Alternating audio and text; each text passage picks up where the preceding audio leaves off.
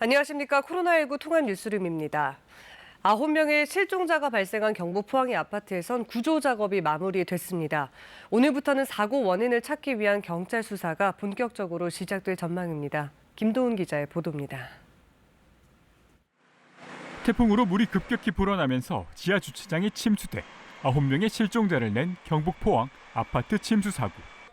이틀간 진행된 배수 작업과 수색 작업이 사실상 마무리됐습니다.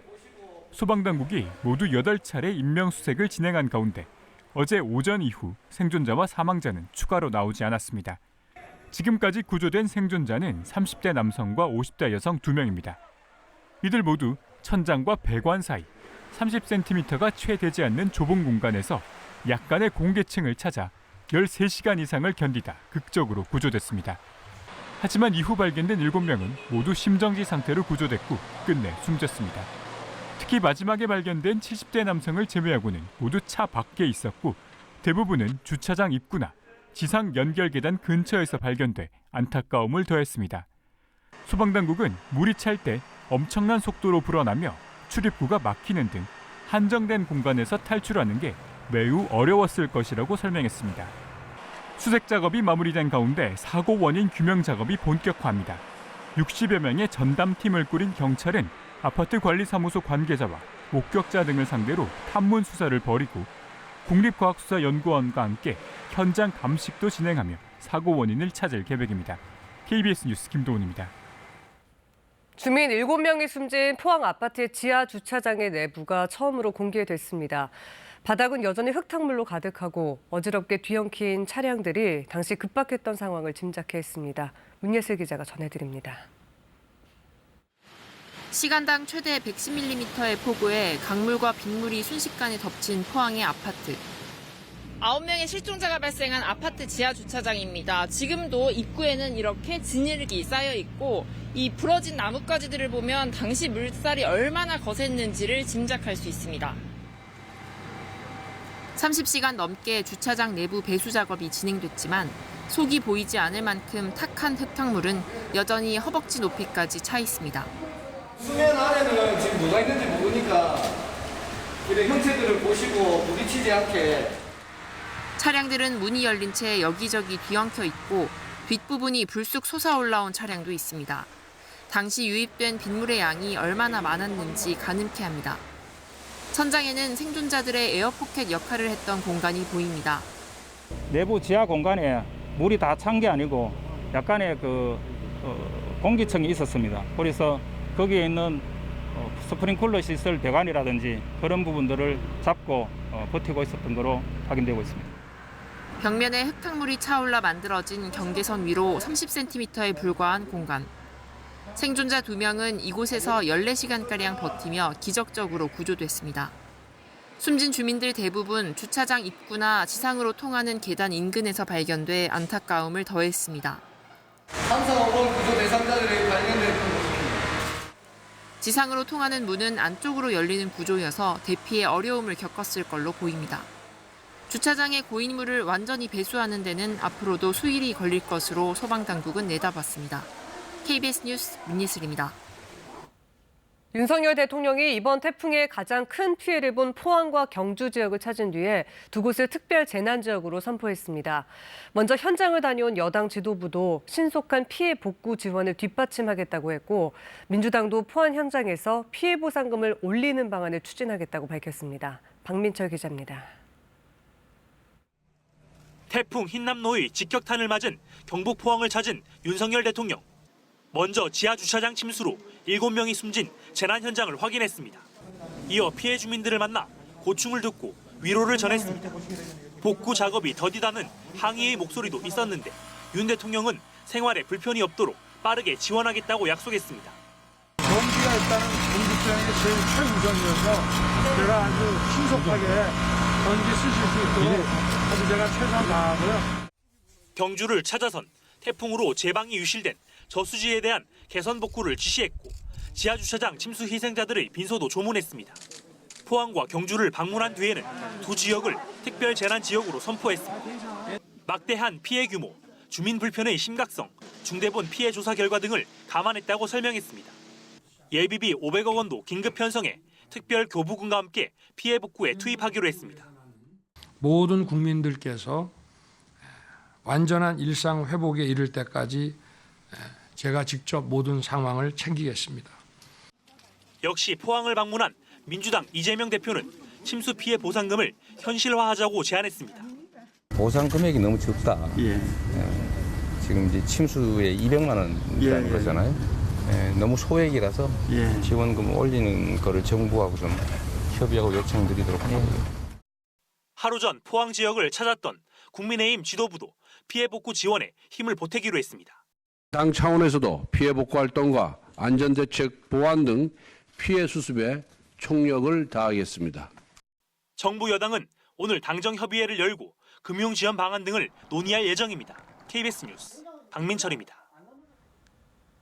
윤석열 대통령이 오는 29일 방한 예정인 카멀라 해리스 미 부통령을 접견하기로 했다고 대통령실이 밝혔습니다.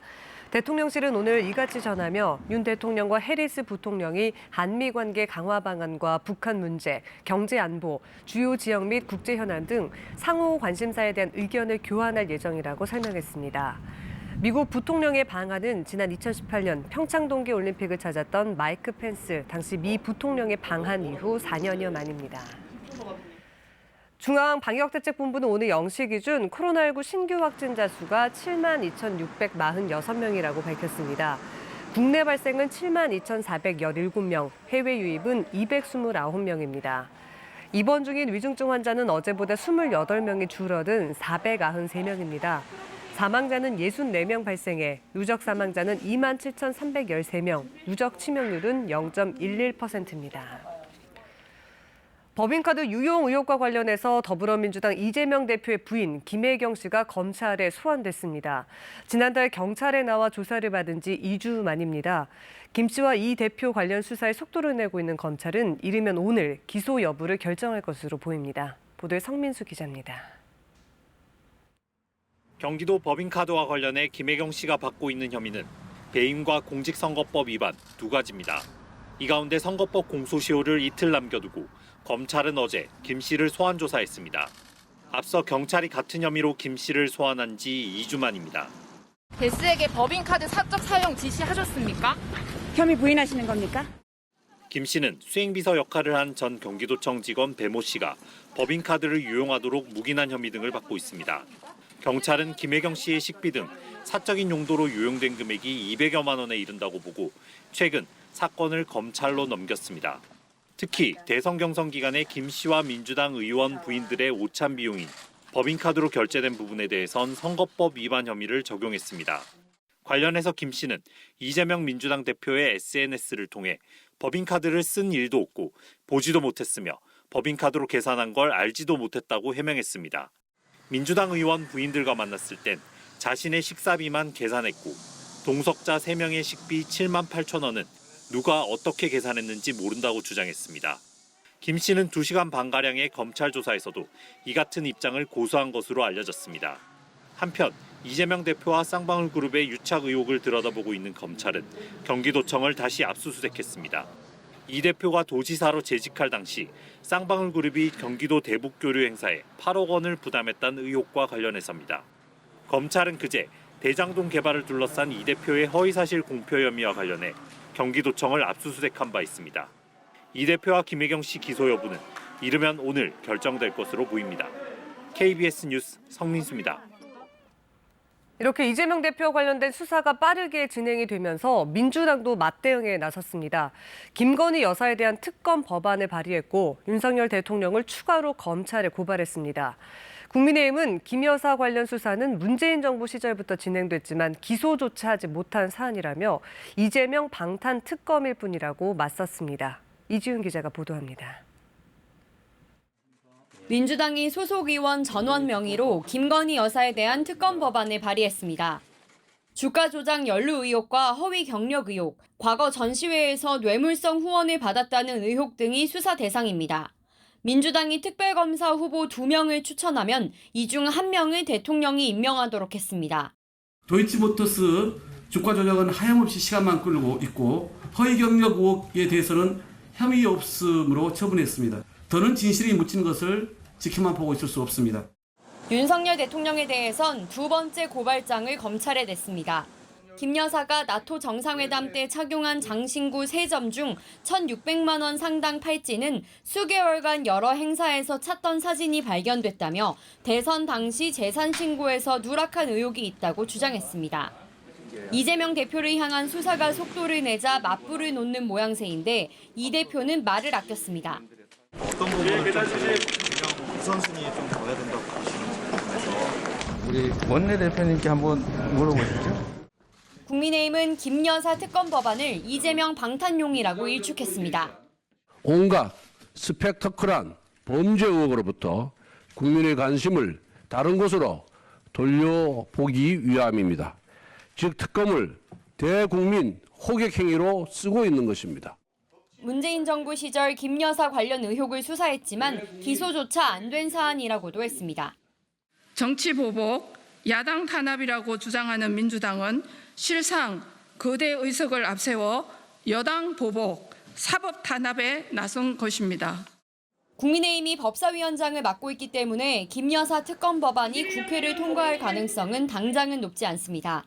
다만 이 대표 수사와 김 여사 특검을 놓고 추석 민심이 어느 쪽으로 흐르느냐는 향후 전국의 중요한 변수가 될 수 있습니다. KBS 뉴스 이지윤입니다. 윤석열 대통령이 민주당이 발의한 김건희 여사 특검법에 대해서 별다른 입장이 없다고 말했습니다. 윤 대통령은 오늘 용산 대통령실 출근길 문답에서 태풍 피해 복구와 경제 문제 등을 언급한 뒤 관련한 질문에 제 문제를 가지고 신경 쓸 상황이 아니라며 이같이 밝혔습니다. 윤 대통령은 이준석 전 국민의힘 대표 관련 질문에도 어려운 경제 위기와 재난에서 국민을 어떻게 살필 것인지 외에는 다른 생각을 최근에 해본 적 없다고 답했습니다. 국민의힘이 의원총회를 열어서 새 비상대책위를 이끌 위원장으로 5선의 정진석 국회 부의장 임명을 추인했습니다. 권성동 원내대표는 오늘 사퇴 의사를 밝힐 것으로 보입니다. 최유경 기자입니다. 국민의힘 비상당권을 일임받은 권성동 대행의 선택은 친윤계 맏형으로 불리는 5선의 정진석 국회 부의장이었습니다. 민주당 호남 출신의 박주선 전 부의장이 거론됐지만 결국 고사한 것으로 전해졌습니다. 제일 처음 떠오른 인물이 정진석 국회 부의장이었습니다. 그런데 정진석 국회 부의장께서 여러 가지 이유를 대면서 고사를 했습니다. 그 다음에 외부로 방향을 돌렸는데 두 사람은 과거 새누리당 시절 친박계에 맞서 사무총장과 원내대표로 고락을 함께하기도 했습니다. 삼고초려 끝에 비대위원장을 수락한 정 부의장은 당이 위기인데 뒷전에서 바라만 볼 수는 없었다고 말했습니다. 지금 비대위원장을 독배라고들 합니다. 저는 독배라서 더 이상 피해서는 안 된다고 생각했습니다. 정진석 비대위가 순항할지는 아직 미지수입니다. 당장 이준석 전 대표가 추가 신청한 가처분 심리가 추석 연휴 직후인 14일 열립니다.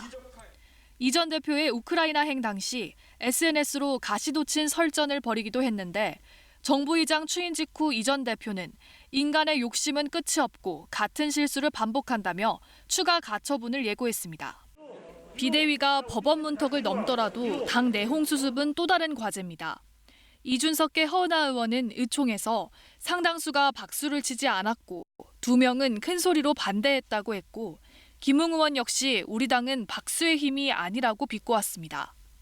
비대위원장 선임을 끝낸 권성동 원내대표는 오늘 회견을 열고 사퇴를 공식화할 예정인데 새 원내대표는 이르면 19일 선출하기로 했습니다. KBS 뉴스 최유경입니다. 이번엔 KB증권 연결해서 오늘의 주식시장 알아보겠습니다. KB증권입니다. 국내 증시의 선물 옵션 동시 만기일을 맞은 오늘 장 초반 주요 지수가 하루 만에 다시 반등하고 있습니다. 특히 코스닥이 전일 대비 1% 이상 오르며 눈에 띄는 상승세를 기록하고 있습니다.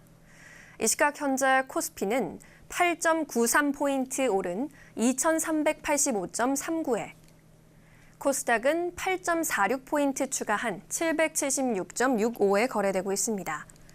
지난밤 뉴욕 증시는 미 국채금리와 국제유가의 진정에 힘입어 3대 지수가 모처럼 일제히 상승 마감했습니다. 이에 코스피도 16포인트가량 오르며 출발했고 개인과 기관이 동반 순매수하고 있습니다. 다만 외국인 투자자는 오늘도 순매도세를 기록하며 6거래일째 팔자를 지속하고 있습니다. 시가총액 상위 종목이 대체로 상승하는 가운데 SK바이오사이언스가 WHO 백신 긴급 사용 목록 등재 신청을 마쳤다는 소식에 강세입니다. LG이노텍의 주가도 아이폰 14의 주문량이 사상 최대를 기록할 것이라는 전망 속에 상승하고 있습니다. 이 시각 현재 달러화에 대한 원화 환율은 1,383원 30전에 거래되고 있습니다. 지금까지 KB증권이었습니다.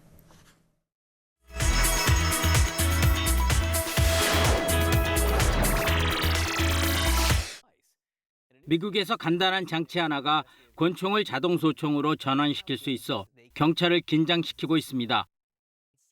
보통 권총을 쏘면 이렇게 한 발씩 발사됩니다.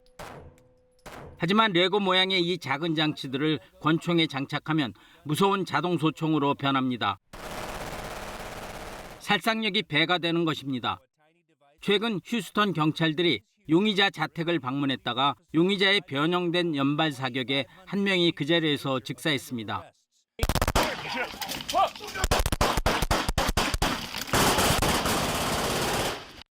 We do not live in a war zone. There is no need for us to have these automatic weapons on the streets of Houston. 이 총기 전환 장치는 중국에서 밀수입되고 있고 최근에는 3D 프린터로 직접 제작하기도 합니다. 실제 지난해 경찰에 적발된 총기 전환 장치는 1,500개. 그 전해에 비해 5배나 늘어났습니다. 그 결과 미국의 거리에서 들리는 연발 총소리는 더 잦아졌습니다. 총소리를 인식하면 위치 등 관련 정보를 즉시 경찰로 중계해주는 이 샷스포터 센터에도 연발 총소리 관련 데이터가 빠른 속도로 쌓이고 있습니다. 중국이 우주정거장天궁에서 진행 중인 벼 재배 실험이 성공적이라고 밝혔습니다. 우주정거장 天궁의 실험실 모듈 원티엔에서는 벼와 애기장대 식물 재배 실험이 한창입니다. 원티엔은 지난 7월 24일 우주정거장 건설 작업의 일환으로 발사됐고 5일 뒤인 29일부터 식물 재배 실험에 들어갔습니다. 이 캐비닛이 바로 우주정거장에서 실험 중인 식물 재배 기기와 똑같이 생긴 장비입니다. 可以根据这个不同植物它对光源的需要，我们可以通过指令来调整这个光的组成部分。 우주에서는 이렇게 최적의 성장 환경을 지닌 캐비닛 속에서 벼와 애기장대 두 종자가 쑥쑥 자라고 있는 것입니다. 현재 벼는 약 30cm가량 자랐고 애기장대도 잘 자라고 있으며 상태도 양호하다고 중국은 밝혔습니다. 중국은 이번 실험의 성공을 기반으로 앞으로는 선충류와 초파리 그리고 열대어, 제브라 다니오 등의 생존 실험도 추진할 계획입니다. 일본에서는 미래 먹거리 대안으로 여겨지고 있는 곤충식에 대한 거부감을 줄이기 위해 어린이들을 상대로 다양한 체험 행사를 열고 있습니다. 곤충식은 영양가가 높고 적은 사료와 물로 기를 수 있어 대체 식량으로 떠오르고 있습니다. 하지만 일본인 가운데 90%가 곤충의 이미지 때문에 곤충을 먹는 것에 부정적인 반응을 보이고 있는 것이 현실입니다. 그래서 곤충식 업계는 곤충의 부정적인 이미지를 바꾸기 위한 노력들을 펼치고 있습니다. 일본 도쿄의 어린이직업 체험시설에서 어린이들이 팝콘을 만들고 있습니다. 그런데 재료가 식용 귀뚜라미 가루입니다. コーヒーみたいな香ばしい香りが。コオロギって普通の昆虫じゃん。だからもう絶対に食べられないと思う。 이 체험을 통해 곤충식이 반드시 곤충 형태를 유지하는 것이 아니라는 것을 알게 하는 것입니다. 곤충 투어를 통해 곤충에 대한 친근감을 높이기도 합니다. 연간 1,600만 마리의 식용 귀뚜라미를 생산하는 이 식용 귀뚜라미 양식장이 대표적인 곳입니다. 위생적인 환경에서 생산되는 귀뚜라미를 가까이 접하면서 곤충 혐오감을 어느 정도 없앨 수 있다고 합니다. 흑해에 접해 있는 우크라이나 남부 프리모르스키 지역. 최근 해변에 돌고래 사체들이 자주 발견되고 있습니다. 특히 전쟁 발발 이후에 집중되고 있는데 과학자들이 원인 파악에 나섰습니다. 과학자들이 내놓은 답은 흑해를 누비는 러시아 군함과 잠수함에서 사용되는 수중 음파 탐지기가 돌고래 떼죽음의 원인이라는 것입니다. субмаринах, на надводних човнах, які були в великій кількості у нашому тут Чорному морі, з північно-західної частини, які використовували дуже часто кожного дня, і вони вплинули на акустичну систему дельфінів. 수중 음파 탐지기에서 발생한 강력한 음파로 돌고래의 청각 시스템이 손상을 입고 사냥 등 생존 활동을 할 수 없게 됐다는 설명입니다. 터키, 불가리아 등 흑해연안의 다른 국가들에서도 죽은 돌고래 수가 비정상적으로 증가했다는 조사가 나오고 있는데요. 러시아가 시작한 부도덕한 전쟁은 돌고래들의 생태계에도 심각한 타격을 주고 있습니다. KBS 월드뉴스입니다. 미국의 인플레이션 감축법으로 보조금을 받지 못하게 된 한국산 전기차 문제를 논의하기 위해서 한미 정부가 협의체 구성에 합의했습니다. 우리 통상교섭본부와 미국 무역대표국 간의 협상 채널을 가동하겠다는 건데 구체적인 가동 시점은 여전히 정해지지 않았습니다. 워싱턴 김양순 특파원의 보도입니다. 한국에서 만들어진 전기차에는 보조금을 주지 않도록 한 미국의 인플레이션 감축법과 관련해 한미 정부가 이를 논의할 협의체 구성에 합의했습니다. 안덕근 통상교섭본부장은 미국 무역대표부의 캐서린 타이 대표를 만나 한미 양자 간 협의체를 구성하고 조만간 대안을 찾기 위한 협의에 들어가기로 했다고 밝혔습니다. 오늘 유스차라고 협의한 거는 앞으로 이 협의를 이어가는 이 협의체를 우리가 합의하는 그 과정이었고요. 미 무역대표부도 인플레 감축법의 전기차 조항을 둘러싼 한국 측의 우려를 경청했다며 이 문제를 논의할 채널을 열겠다고 밝혔습니다. 통상교섭본부는 그러나 양국 간 협의체가 언제부터 가동될지 시점에 대해선 가능한 빠른 시일 안에 시작하겠다면서도 구체적인 일정은 정해지지 않았다고 말했습니다. 이제 미국 내에서도 여러 부처가 지금 협의를 해야 되는 절차가 있기 때문에 실제로 시점이 언제가 될지는 제가 지금 말씀드리기 좀 어렵습니다. 다만 이달 중 인도태평양 경제 프레임워크 강요 회의와 아세안 경제장관 회의 등 미국 무역대표부와 만나는 일정이 줄줄이 예정된 만큼 매주 대면 협의가 가능할 것이라고 덧붙였습니다. 한국 정부의 총공세에 바이든 행정부는 이 문제를 논의할 협의체 구성까지는 합의했습니다. 그러나 우리가 속도를 낸다 하더라도 여기에 맞춰서 미국을 움직이긴 쉽지 않아 보입니다. 워싱턴에서 KBS 뉴스 김양순입니다.